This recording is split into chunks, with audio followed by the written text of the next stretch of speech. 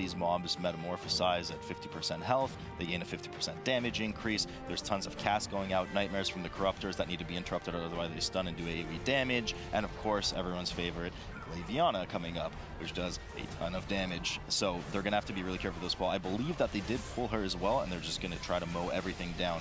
One of the nice things is that the NPCs are actually very bad at doing their mechanics if they're dead. So if you bring 3 DPS that can just do 13 million damage per second, you know, most of those mechanics just are not going to happen. So much damage. They tailored that comp exactly around what we were alluding to earlier, just chiseling through this trash quickly, making sure they get to that first boss as quick as possible, and then just getting ready to chew through some ST. Yeah, and you talk about that front-loaded trash. They've already done one of the most difficult things in this dungeon. They already have 22% of the trash done for Sneaky Snakes. Team Bigpull in a similar scenario here, and both of these teams just having compositions that really are catered to deal with it. And this is one of those map picks that you're not necessarily going, okay, let's throw a spanner in the works here. Let's pick a really difficult key that the other team definitely won't be able to deal with. It looks like this one is truly going to be a race. You know, I find it kind of weird that Sneaky Snakes there opted to go to the left side first to pull the pack of those little casters instead of just going up the right, pulling the pack, because these two patrols, they go in and out near this central pack, so they could have just tagged it when it came near, so they lost a few seconds in travel time there. If we're talking about min-maxing these runs, which we should be because this is a race at the end of the day. Team Bigpull, of course, living up to their team name, taking the big pull in the center here. I'm surprised that they're not pulling the extra belchers up on top of the stairs. Really not very dangerous mobs. They really don't do much. Now they're going to have to spend a bit of extra time dealing with those instead of moving on to the next pack up the stairs. Yeah, so we are going to see both of these teams kind of dropping a couple of seconds, and we'll have to see if that does matter as they progress forward. And a healer going to go down for Sneaky Snakes. That is one of the battle reses on their team, but it looks like they are going to decide to just pull it right back up using that battle res from that Death Knight. But it was worth it because they just pulled 2 packs in one, 2 dangerous packs in one. In fact, the pack that you see Team Bigpull currently pulling, including the 2 mobs around the corner. Oh, and it's going down. We got another proc. Oh, this could actually spell disaster for them. They barely battle res him. Everybody's healed up healthily. These mobs just do so much damage. You have to make sure you point those Myrmidons away from the group, as they do have a frontal cone silence that will hit anybody in their path. And if you're caught in that as a healer, it's going to spell bad news. If it doesn't kill you in the first place, the 2-second silence afterwards is deadly. What I was alluding to is that Sneaky Snakes managed to actually pull all of this together, including that downstairs pull near the Belchers, and it bought them a ton of time with them already being able to pull the boss now. And they're also entering in a much better position than I think you could say Bigpull is going in with. Their healer still does have the battle res ready if the tank does go down during some of these early mechanics, but Team Bigpull, they have both of their rogues already have their cheat deaths proc, and they've already used one of their battle reses as well. So a note on this boss, of course, he has 3 phases. He does transform into both of the popular specs of Demon Hunters that we know, both Havoc and Vengeance. But not the third unpopular. No, not the third healing option that will come in 8 point. Oh, I wasn't supposed to say that. But of course, oh, my bad. So of course, at 70%, he will transform into the Vengeance form, dealing more damage and taking less damage, after which at 40%, he will transform into the Havoc form, dealing a ton of damage to the tank, and also getting an I-beam ability that you do have to dodge, otherwise it will one-shot you. Of course, at 70%, he also throws his glaives around the arena, forming this chain that teams will need to kind of maneuver around the central well area to make sure that they are not clotheslined by it. Yeah, if you do, I mean, especially when this is on Tyrannical, that's pretty much just going to be a one-shot. So they are going to be moving around here and dealing with things very well. Now, this is another place where the rogue can actually get a little bit more damage out based off of those Fell Furies and just you know, stun them up with the warriors and let the rogue do a little bit of extra damage. Don't really need to focus on getting them down. They will go down to cleave. It's some impressive damage coming out from Sneaky Snakes, already 32% left on that boss, but Bigpull just behind them by a little bit. We mentioned that they entered slightly disadvantaged because they had already had the cheat deaths proc, they had already had to use that battle res, but here they are executing the boss flawlessly. So it is important to note on this Dark Strikes from the boss that if the tank does not have their active mitigation, well, active, he will actually gain an absorb shield, as we just saw there happen on Sneaky Snakes.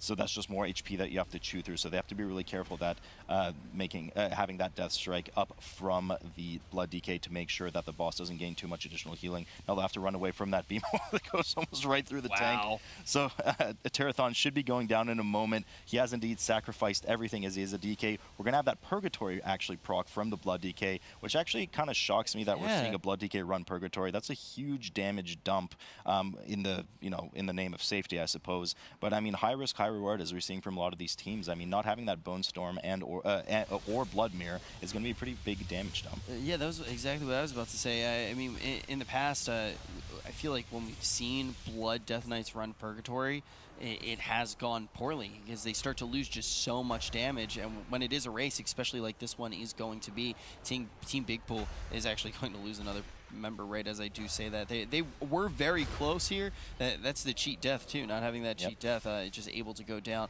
Team Bigpull finally going to get that first boss down, and now they can make their way over to that Foul Mother. But sometimes that the little extra damage on the tank from having Purgatory just can be huge. But one of the nice things about it, with this comp in particular, having the Purgatory, because the battle res is on the tank, it does alleviate some of the pressure of having like the double warrior rogue. And of course, the Foul Mother going down soon for Team Bigpull as well. That Foul Mother's model, of course, was designed under after my great auntie, unfortunately, but I do love her, and I'm glad she's in part of this game. Moving on to the next boss, of course, we do have Inquisitor. Everyone hates this boss, Rich. I don't know why. I don't really mind it. I despise this boss. They actually opt to pull it with a bunch of the hounds upstairs. I know you would like to refer to them as cats, but they are indeed dogs. So they're going to pull them down here. And there's two different strats that you can do on this boss. At 70 and 40%, the boss does spawn mobs out of one of the four corners of the room from the jail. Some teams opt to LOS or line of sight the mobs upstairs to make sure that they come upstairs and they can, kind of pull them all together and AoE them down. But with a comp where you have Blood DK, but Blood DK especially, you can actually just go to the jail with the boss and easily grip the ads over each other and just, mimic the same effect and have them stack for cleave. So I'm not really sure where they're kind of leaving the boss up here, because it does lose effective cleave time on the ads. Yeah, I'm surprised too. I mean, a lot of times you will see like a Guardian Druid tank here, like you've mentioned, and actually get that line of sight going. But I haven't seen anyone pull the Fell Kitties with the Inquisitor. What do you think of actually pulling those extra mobs here with him? I usually see them pulled with the trash after this boss. I mean, it's of course nothing too risky. The tank, of course, did not face the eye. You ironically have to keep an eye on that eye, face it directly when it does shoot the beam at you. Otherwise, you will get disoriented for 2 seconds. Luckily, he was disoriented not when the boss was active, as he was channeling the opening the jail cell there. Of course, if the tank does get disoriented, he will lose aggro for those 2 seconds, meaning all of these mobs turn around and smack all the poor innocent melee in the face. Yeah, it didn't lose too much there, though, as you said. So even though like it did get hit by that eye, because the boss was getting over to the jail and actually releasing these ads, not going to be too bad. Team Bigpull, though, they already have chiseled out quite a lot. I'm trying to see what their positioning was, because they have the Death Knight the same way, so they don't need to go for that line of sight strategy either. So Sneaky Snakes moving into the 40% area now for their second jail. Of course, one of the main mechanics on this boss, outside of the tormenting orbs in the back that we spoke about already, is the Sap Soul that you're seeing on the screen. This debuffs the targets and causes the next ability that the player uses to have a 10-second longer CD as a penalty. So oftentimes you will see whatever you can bait it with, an ability that will often reset or that you won't need for a while. This is what players will usually use. But sometimes you can get caught out of guard, especially when some of these mobs come up. Some of this trash comes up, a tank might freak out, needs a bit of extra CD, and he pops the wrong ability at the wrong time. Yeah, I've messed up on that quite a few times. It's okay, I know, man, I know.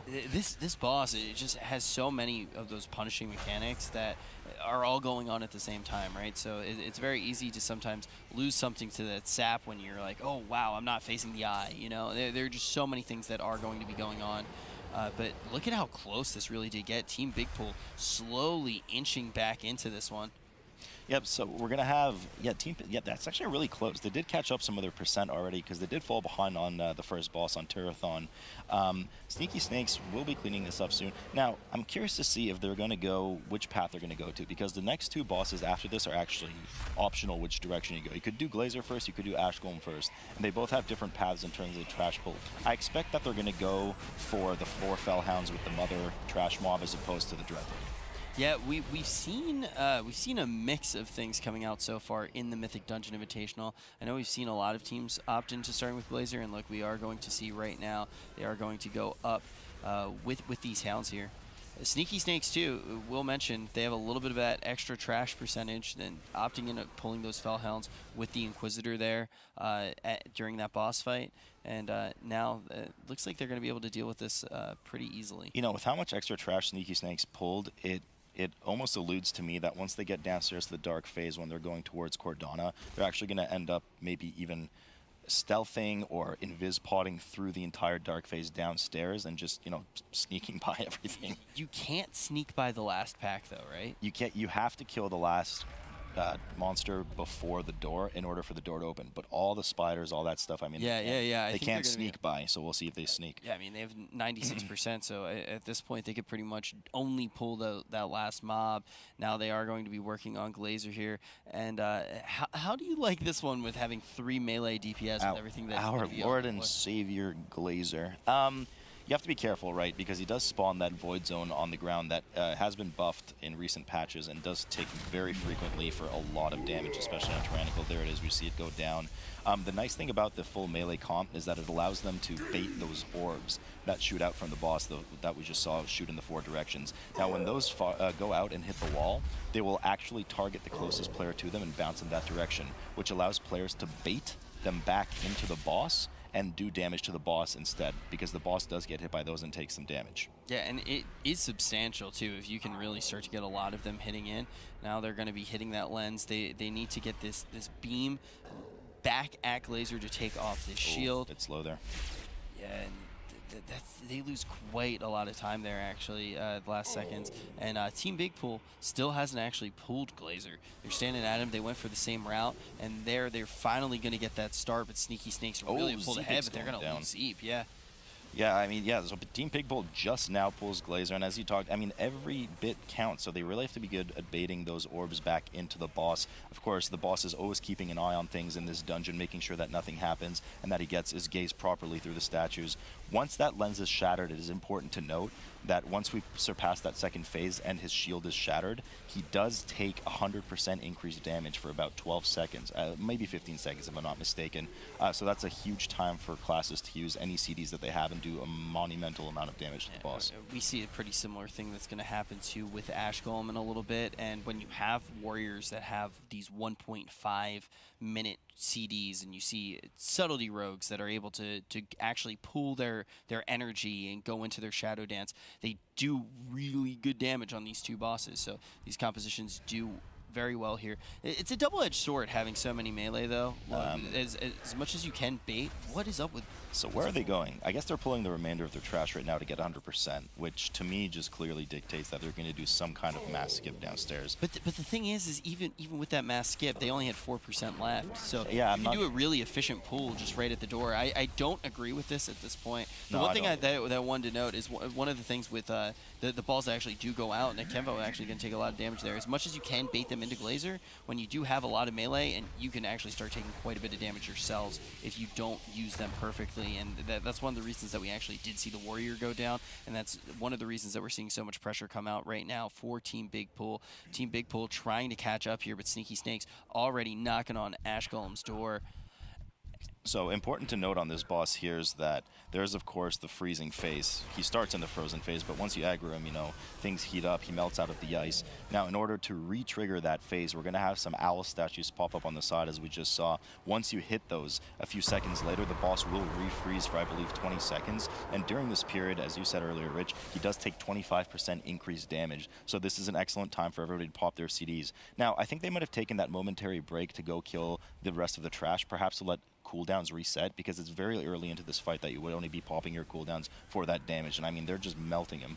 Yeah, and you can definitely see that they were waiting for it too, even with the timing from that death from above, definitely trying to maximize the amount of damage that they got in there during that brittle phase. And Team Bigpull, they have trash left and they have to get onto this boss as well. So Oof. they're starting to really fall behind. Zeepic's so low. He's eating all of that fire. He didn't move. If you eat those fire patches, they do stack and put a really nasty fire dot on you. Now, of course, it is smart to eat them, as we see the DK doing by pre-AMSing and running through them. Of course, no harm to the DK, especially as a tank. But the warrior, I guess, I don't know. I guess he was feeling a bit cold and he wanted to warm up by the fireside there, but it was just a bit too much. Now, it is important to eat that fire because those fire adds, the monsters on the side that do spawn, as you see, just on the left side of the screen and one more on the right now. If one of those fire patches does go through them, they will actually buff them, causing them to explode for a substantial amount of damage on the raid, which is why it's important to pre-clear those patches. But it should not be the poor brittle warrior doing it. It should be the tank. Yeah, exactly. And now we are going to see another brittle phase pop up, so the embers don't even need to be too much of a concern. They should be able to melt this last 25% off of the boss while he is still brittle. And Ashcombe right now is also going to be brittle for Bigpull. He does just get out of it now. And they have a little bit of work cut out for them still. They have fallen quite far behind, and they need to pull when they get down. So Sneaky Snakes, they can use Shroud of Concealment. Will that get them all the way to the door, and then they're just going to get like a little bit of extra trash? Hang on. They still need to skip the jailer, go downstairs, and then skip a ton of trash. I think we're going to be seeing maybe... Honestly, we might see Invispot and Shroud come out. Shroud upstairs with Invispot. Or they might pull the jailer to the side, the tank might, while he gets killed, and the other ones safely sneak by. I'm not sure. We'll see in a moment. Whatever their plan is, they are sneaky. They will be sneaking momentarily. I'm very excited to see it.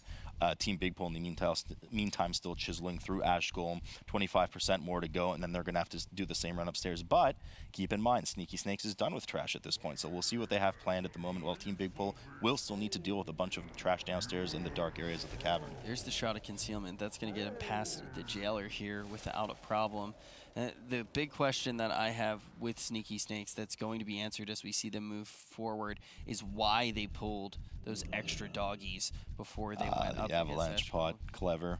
Unfortunately, RNG was not on their side in an otherwise RNG-free expansion. They did catch the elevator on the way up, and unfortunately will need to now wait at the top while it transports them downstairs. They cannot plummet through the elevator themselves, so you know, clever strat, but unfortunately just it did not work out for them this time. But they're still just way ahead of Team Bigpull. You could even see Zeep there, like trying to get to the edge of the elevator. He's like, "Please let me go down." So now they're pulling I don't understand this. They had 100% going into this. They're pulling extra spiders. I mean, they'll likely, I would assume, Invispot here. We'll see in a moment. But they just killed another 4 or 5% on top of it. Yeah. Plus, they need to kill that last mob before the door. I mean, a bit of poor planning here. Have you ever done AoE damage on an arms warrior? It's pretty fun. You know, they're probably just having a good time. I'm sorry, does that say 9.57 million? It feels really good. They're just pulling trash, having a good time right now. And here we go. Here indeed is the Invisipod. Of course, they do need to go all the way. That was kind of a scary avalanche potion. Yeah, if that had hit the spiders, that would have been bad news bears. So we're going to have to deal with this last mob, otherwise this door won't open. Again, more percent. They're probably going to be about 7% over what they needed to be, so they lost a bunch of time. Luckily, they're still in a very dominant position. The only way they're going to lose this at the moment is if they all mass DC and somebody plug pulls. So I assume Sneaky Snakes is going to tie the series up momentarily. The weird thing, though, is just pulling those hounds, right? Because they really went out of their way, so it cost the time to walk over to them, to actually pull them, to put the damage into them.